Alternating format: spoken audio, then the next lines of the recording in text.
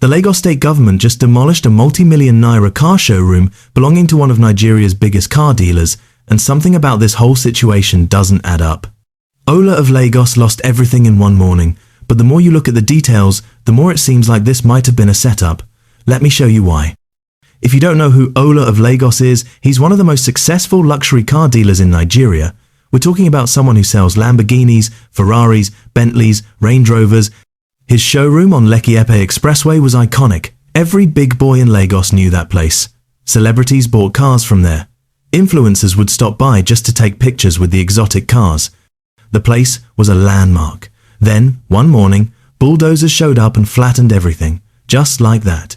Millions of naira worth of cars, equipment, and property gone in hours. The official story from the Lagos state government is simple. They say Ola's showroom was built on a drainage channel and was blocking water flow, which contributed to flooding in the area. They claim they sent multiple notices asking him to remove the structure, but he ignored them, so they had no choice but to demolish it. Case closed, right?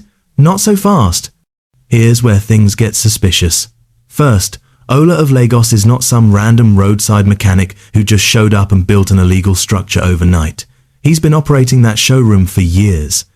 Multiple years. During all that time, the government knew he was there. They collected his taxes. They did inspections. If the location was really such a problem, why wait years to do something about it? Why not stop him when he was first building? Something doesn't add up there. Second, the timing is weird.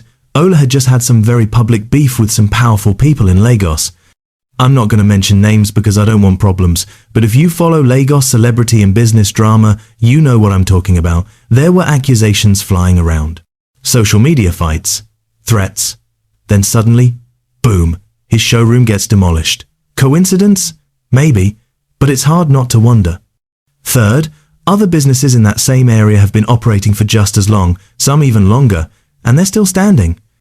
If the government was really serious about clearing drainage channels and illegal structures, why target just Ola's place? Why not clean up the entire area at once?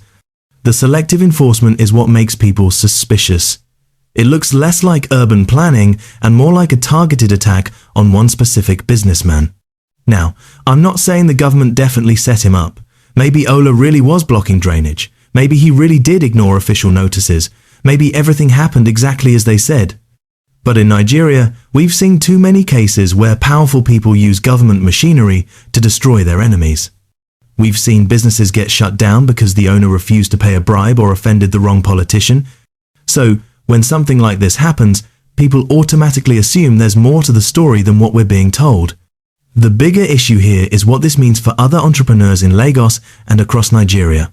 If Ola of Lagos, someone with money, connections, and visibility, can have his entire business destroyed in one morning, what chance does a regular business owner have? How are you supposed to build and invest when your property can be demolished without real warning or due process? This uncertainty is one of the biggest problems facing African entrepreneurs. You can do everything right and still lose everything because someone with power decided they don't like you. Ola of Lagos has been relatively quiet since the demolition. He posted a few things on social media about the situation but hasn't gone full war mode like some people expected. Maybe he's dealing with it legally. Maybe he's been warned to keep quiet. Maybe he's just traumatized by losing so much in one day. Whatever the reason, his silence is almost as suspicious as the demolition itself. So, was it a setup? Honestly, we may never know the full truth. But the fact that so many Nigerians immediately suspected foul play tells you everything you need to know about trust in our system. When a business gets shut down, people don't assume it's about following rules. They assume it's about politics, revenge, or corruption. And until that changes, building a business in Nigeria will always feel like walking through a minefield. Subscribe to stay updated on more African business stories that nobody else is talking about.